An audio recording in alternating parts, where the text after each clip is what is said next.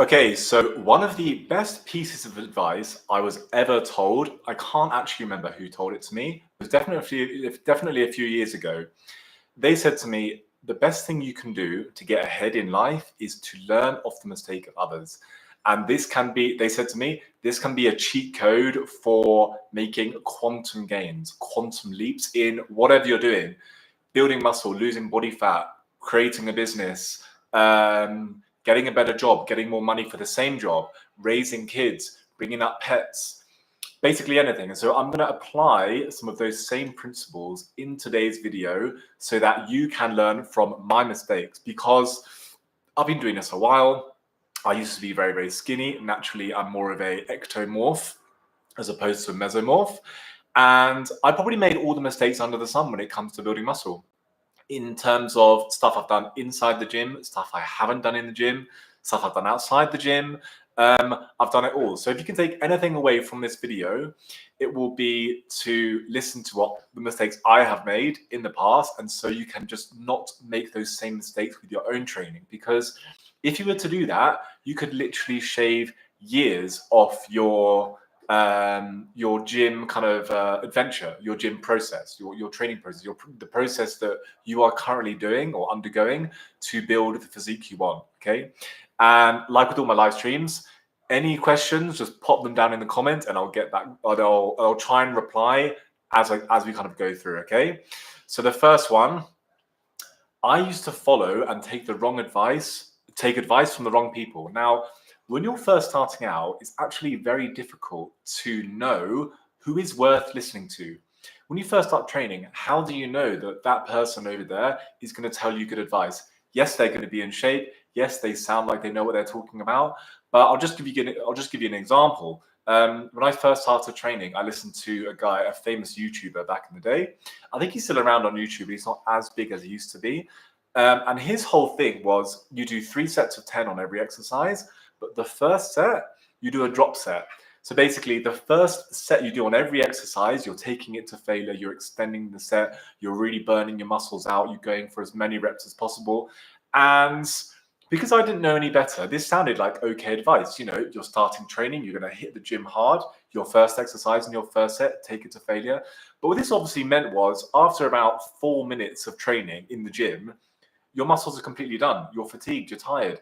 The overall volume you do over the course of that training session, week, month, year, is going to be a lot lower compared to not doing a drop set. Now, in hindsight, he probably just said do a drop set on the first set, unlike doing a drop set on the last set, like I would say to my clients, just to be different, just to get clicks on YouTube, just to get more like views and eyes on his content. But it's very difficult. And so what the mistake I made, yes, was taking advice from the wrong people. So what I would say to kind of get around that is not listen, maybe listen to 5 people. Watch 5 people's content, ranging from, let's say, someone who has a normal looking physique, someone like me, all the way over to someone who has like a bodybuilding style, steroided up physique. Listen to 5 different people across that spectrum. Listen to what they have to say. And then if there are any overlapping points that all 5 of them say, that advice is probably pretty good. If I had done that when I started and listened to 5 different people, definitely those 5 people would not have said do a drop set on the first set of every exercise. 4 of them would have said do it on the last set. The guy I listened to said do it on the first set, okay? So that's what I would say, is to take 5 people's advice and go with that and make sure it's from a broad spectrum. Don't only listen to the geared up professional bodybuilders if you are not yourself a geared up bodybuilder, because their advice will just be, oh, go into the gym, lift up some weights, doesn't really matter about technique too much because you're going to get jacked anyway. If you're 16 years old and super skinny, you can't listen to that advice because that's terrible advice. It's not going to get you anywhere. So take 5 people's advice and go from that. The second mistake I made was I placed too much of an emphasis on supplements. Basically, I realized I was very easily sold to. I had this big insecurity about my body. I wanted to build muscle, I wanted to get bigger. And so when a supplement was pushed in front of me through an advertisement or something like that, or word of mouth from a friend, a pre-workout supplement that's going to help you build more muscle and train harder, and take this supplement, it's going to do this.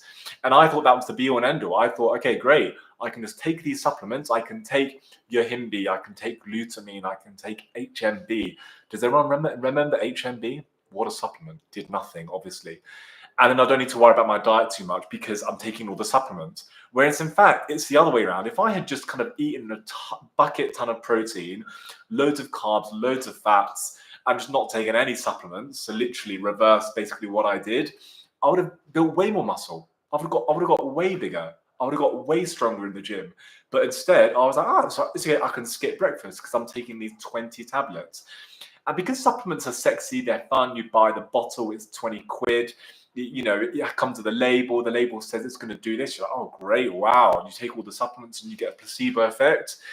It's just more interesting and sexy taking a load of supplements, isn't it? As opposed to eating a 5-egg omelette with some spinach in. That's not, when you first start training, that's not exciting or sexy, is it? So that's one thing the mistake I made. And so if you're watching this, the priority is the food, right? Supplements are just the icing on the top of the cherry on the cake.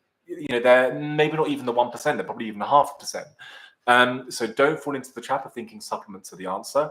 And I just relied on them way too much. And if I did it the other way around, then yeah, I would have built more muscle. And I did it for many, many years as well. And so when that compounds, that makes the problem even worse. If you make these mistakes for a few months at a time and then kind of snap back into reality and realize the mistake you made and kind of start prioritizing food again in this example, the damage is going to be kind of limited. But if you do these things for several years, then you've got several years of compounding. So that's another thing that's going to kind of derail your progress. Brings me on to my third point. I used to be a kicker for falling for marketing gimmicks. I'll give you a really good example. Someone in my house, I went to a boarding school in the UK. Someone in my house stumbled across this pre-workout supplement called Super Pump Max. And this supplement brand, I think the supplement brand is Gaspari Nutrition. The labels are really kind of like, they're shiny, they're wacky, it's like hardcore. And obviously on the bottle of this supplement, it gives you all the promises under the sun. Increase your bench press by this, build X amount more muscle, get stronger, get leaner, get more vascular, get better pumps, get better workouts. And obviously this supplement is just jacked up with ingredients to help you get a pump and caffeine. But obviously when you take it, I just felt amazing. And so I thought this supplement was just the be all and end all. And again, ties into the second point. I was like, because I'm taking this pre-workout supplement, I don't need a good breakfast. I don't need a good night's sleep. I can just stay up a little bit longer because I'm going to train tomorrow. I'm going to train really hard. I'm taking Super Pump Max. It makes me feel really good. I got a great pump last time I did it. I pushed up the most weight I've ever pushed, because obviously it has like 300 milligrams of caffeine per serving. And obviously in hindsight, that was the wrong thing to do, because I shouldn't have fallen for these marketing gimmicks. Of course, a supplement is going to allow you to bench press 40% more. But when you are young and impressionable, some of you watching this might not be young, which is okay. But if you are just starting out, you will be impressionable. The fact that you're watching this video and you're trying to get my information, you're trying to kind of learn from my mistakes and my expertise, means that you are probably at the moment a little bit of a sponge for marketing. Luckily, you're watching this, and I'm not hard selling any kind of supplement to you. But just be careful when you're in this impressionable phase. When you first start training, you'll almost believe anything. I always have clients asking me, "Okay, Harry, I'm taking creatine monohydrate. Yes, but I read there are other types of creatine. Should I take those? Maybe it will help my progress more." And I'm just thinking, don't go down the rabbit hole. Don't even spend time thinking about the different types of creatine. Just take the tried and tested creatine monohydrate, 5 grams a day with a meal. No need for a loading phase. No need to take time off a year. 365 days a year, 5 grams of creatine. Voila. Okay, you don't need to look into any other types of creatine. Despite any marketing gimmick that is thrown in front of you saying, "Oh no, it's better than monohydrate," it's rubbish. It's a little bit like me at the moment. I'm trying to build this new online business that I'm currently doing, my online coaching business. And because I'm watching videos on YouTube and Instagram, the algorithm is just pushing all of these like 6-figure mentorships to me, become a millionaire next week, grow a business to $100,000 a month. And I am impressionable, yes, but I'm not naive to think that that's going to happen. It's going to be really easy. So I'm aware of that. But if I didn't know any better, I might sign up to one of these courses promising me 6 figures next week and probably just lose my money, you know? So just be careful of that, okay? Fourth point that I like to make, not training enough. Now, this is mainly a problem that I had when I was younger, and it's actually good advice when you're older. I'll give you just a good example. When I first started training when I was around 16, 17 or whatever, because when you're a teenager and you're a guy, or even a girl actually, you can handle a lot of training volume. You can train every day and just recover from it. If you're 50 years old and you just started training, which a lot of people do, or you're in your 40s, you cannot train every day. You're older. You know, you have other responsibilities, other stresses. You won't sleep as well as night. But you know, when I was 16 years old, I was sleeping, you know, well, apart from when I was taking Super Pump Max. And I just undertrained. I bought into the hype that, oh, you need to take rest days. You need to rest 3 or 4 days a week, only do 3 hours of training a week. And so there are probably a few occasional weeks where I did a lot of training, but I think if you zoomed out and looked at the year overall, I was probably only doing 3 or 4 sessions a week.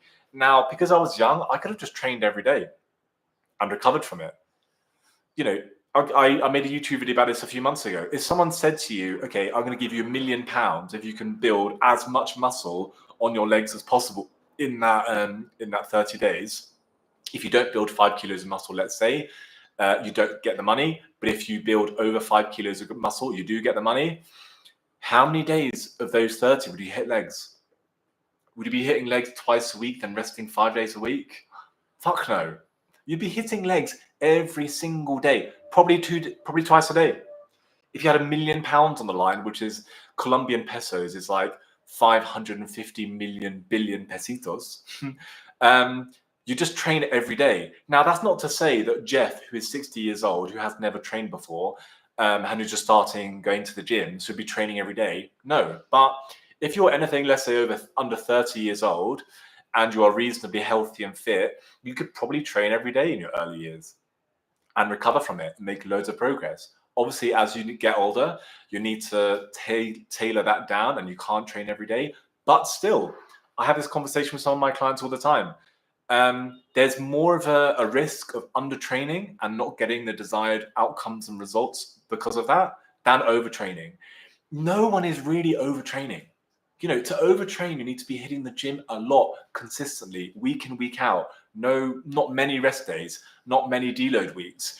Who do you know who is that consistent, who is not a personal trainer, who is doing that kind of consistency with their training? And also they have 2 kids, they've got a job, they've got a wife or a husband, they've got 3 different mortgages, just no one. They take a normal amount of holidays a week. Everyone gets ill, you know, 2 or 3 times a year. If you have kids, you'll get more ill per year. Most people are going to be taking lots of holidays, especially after the pandemic. So who's really averaging 5 sessions per week over a 52-week period? No one. So that being said, train more. Don't fall into the trap of thinking you need to take 4 rest days every single week, because you know what? We don't always have perfect training weeks. You know, if you take a typical year, you're going to have holidays, weeks where you don't train, work gets busy, you get injury. You might have 5 to 10 weeks of any given normal year. We just don't get any training sessions in that week. And so that will kill your training average. So if you're only training 3 times a week, 40 weeks of the year, then you're doing 0 training sessions for 12 weeks of the year, then, you know, your average for the year is going to be, I'm terrible at maths, but your average for the year is going to be more like 2.5 rather than 3. And, you know, 2.5 training sessions a week over the course of the year. Like, what's that? You're not going to build any muscle doing that unless you're taking gear. Obviously, if you're taking gear, then you can build muscle like however you want. But it's just a point to note. More of a risk of undertraining rather than overtraining, okay? So do not make the mistake of thinking you need to take more rest days. Worst case scenario, you do too much training and you just need to back off for a week or 2. Nothing bad's going to happen, okay? Fourth one. Are we on the third one or fourth one? Fourth one. ego lifting. This ties into the first point where I listened to the wrong people for advice. This is more of a problem with men rather than women, but I think men early on, especially if they're younger, will end up doing lower reps, heavier weight, and ego lifting. Now, the important thing to note is volume is the maximum thing that you want to be focusing on when it comes to training. It's like the bottom of the pyramid. With the diet pyramid, it's calories. With the training pyramid, it's volume. You could be really strong, but if you're not doing much volume over the course of the week, then you're not going to build any muscle. So the higher the reps, the more the volume. Because if you're doing, let's say one rep max, 100 kilos on the bench press, you're doing 100 kilos, right? And you're doing it once. So it's 100 times 1. So your volume for that set is 100. But let's say you can do 70 kilos for 10 reps, right? So 70 times 10. Now you got 700. So now you got 700 volumes doing 10 reps compared to 100 volumes doing the 1 rep. Which is better for muscle growth? Growth, pardon, I will say that in Spanish. 700 or 100? Obviously the 700. Now, there is a limit for this. Anything higher than kind of 15 reps, and you start to get diminishing returns on that. But basically, stick between the 8 and the 12 rep range.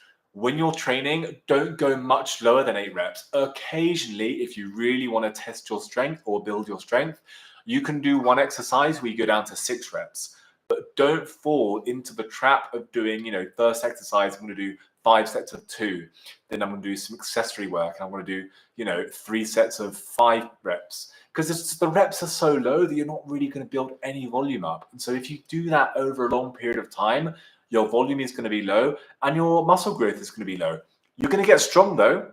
You'll get strong, but 90% of people, well, I won't say 90% because I don't actually know the number, but the vast majority of people train to look good and build muscle and health, not necessarily to get stronger unless you're a powerlifter. Because you watching this don't care what I lift. If I lift either 100 for 10 reps or 140 for 10 reps, you don't care.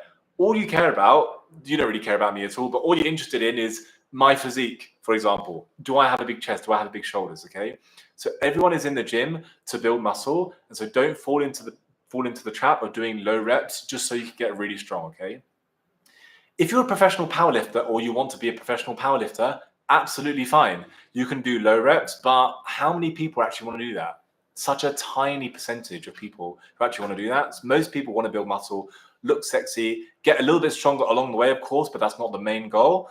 And for all the health reasons as well. And you get that between the 8 and the 12 rep range, okay? So don't fall into the trap of doing lower reps. Okay, just answer the question from Cristiano. Yeah.